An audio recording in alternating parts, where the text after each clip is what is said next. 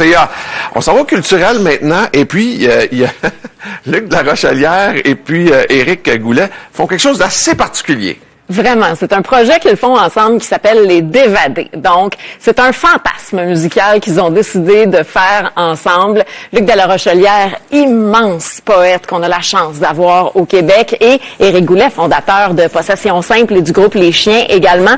Donc, quand je vous parle de fantasme musical avec Les Dévadés, c'est qu'ils ont créé un groupe en nous disant que c'était un groupe culte qu'ils avaient ensemble dans les années 80, mais un groupe qui, finalement, a dû mourir de sa belle mort. Alors, là, ils lancent cet album-là. C'est un album de New Wave complètement éclaté. New Wave? L'histoire qui est derrière leur groupe de Dévadés, c'est complètement inventé, là. Donc, ce qu'ils racontent, c'est que, ils se sont rencontrés tous les deux pour faire Les Dévadés à l'été 1985, que leur collaboration, leur groupe, ça a épaté tout le monde dans l'industrie musicale, que leur montée vers la gloire, ça a été brusquement interrompu quand les enregistrements de leur premier album ont disparu.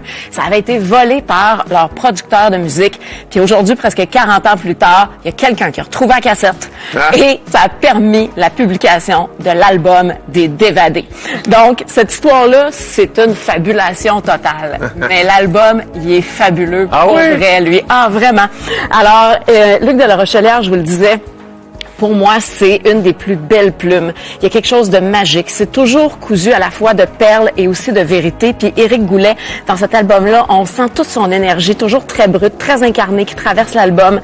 Donc, les deux ont voulu travailler ensemble puis explorer un son plus rock puis new wave aussi. Puis l'album est accompagné, puis ça, j'ai tellement aimé ça quand j'ai vu ça il y a quelques mois, accompagné d'un faux documentaire où il y a des témoignages, par exemple, de Monique Giroux, de Michel Rivard, de Mitsou, qui parlent des Dévadés en disant « Hey, c'était tellement bon quand c'est sorti, tout le monde capotait. » Donc, ils ont vraiment joué ça très gros, puis ça marche, là.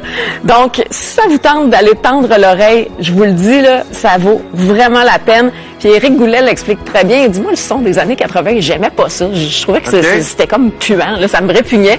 Et finalement, dans les thématiques abordées, je me suis dit qu'il y avait quelque chose à faire parce qu'il y a quelque chose d'encore très actuel aujourd'hui dans la vision très sombre qui régnait à l'époque où on a transposé ça en faisant de la musique qui flashait, qui était très fluo et tout. Donc, je vous laisse entendre une des pièces que j'ai adorées sur l'album qui s'appelle « Tristesse pornographique ». Et je bluffe, et je surfe sur cette tristesse pornographique. Je lui dis, et t'as dit, tendu comme un élastique. Si on enlève les voix puis juste l'instrumental, on a du Indochine un peu dans le style. Oui, c'est ça. C'est exactement ces années-là. Ça fait partie des clins